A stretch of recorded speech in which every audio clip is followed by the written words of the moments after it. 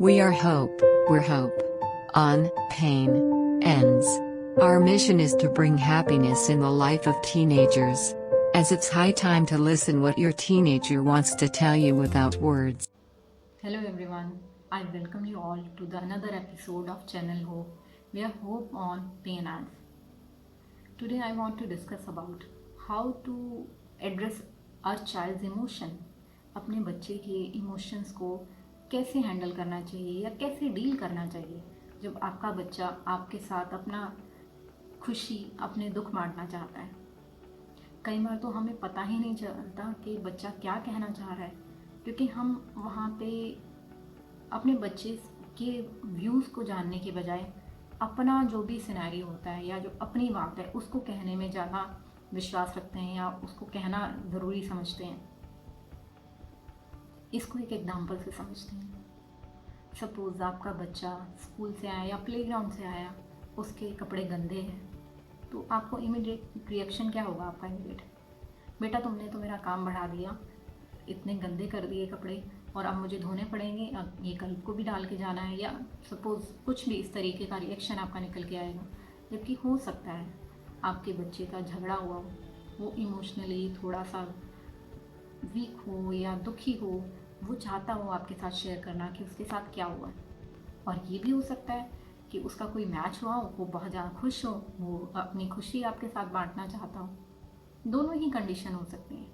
But यहाँ पे आपके बच्चे का इमोशन तो आपने समझा ही नहीं कि शायद वो कुछ कहना चाहता हो।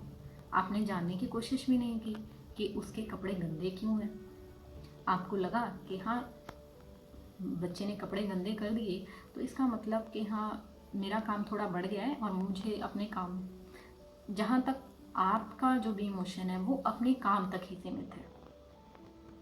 तो ये टाइम ऐसा है जब हमें अपने बच्चे के इमोशन को समझना चाहिए। आपका बच्चा बाहर से आया और आपने इस तरीके से रिएक्ट किया, क्या वो बच्चा नेक्स्ट टाइम में आपके साथ अपने सुख दुख को शेयर कर पाएगा? नो। अगर बाद में आपको पता चलता है तो आपको गिल्टी फील होता है कि हाँ, मेरे बच्चे को उस टाइम में मेरी ज़रूरत थी, उसका किसी से झगड़ा हुआ। तो बाद में आप अपनी मिस्टेक को रियलाइज़ कर सकते हैं। लेकिन बहुत बार हम इस तरीके की गलतियां कर देते हैं। So be conscious when you are talking to your child. आप अपने बिहेवियर को थोड़ा सा मोल्ड कीजिए। जब भी आपका बच्चा आपको लगे कि वो कुछ बताना चाहता है, कुछ सुनाना चाहता है, be available all the time. क्योंकि ये जो टाइम है बच्चों के लिए बहुत ही ज़्यादा इम्पॉर्टेंट टाइम होता है, स्पेसिफिकली द टीनेजर्स का जो ये टाइम है, क्योंकि उनके पास इतनी बातें होती हैं करने के लिए और वो चाहते हैं कि उनको सुनने वाला कोई हो।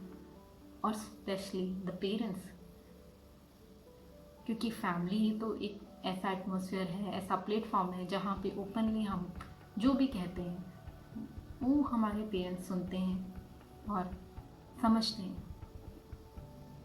We are free to say something. तो अपनी फैमिली को एक ओपन एनवायरनमेंट दीजिए और अपने बच्चों की इमोशन को प्रॉपर वे से एड्रेस कीजिए।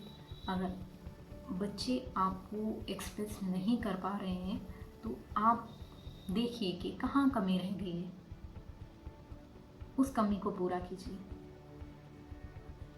So next time if your child want to say something, listen. बोलने से पहले उनकी बात सुनिए।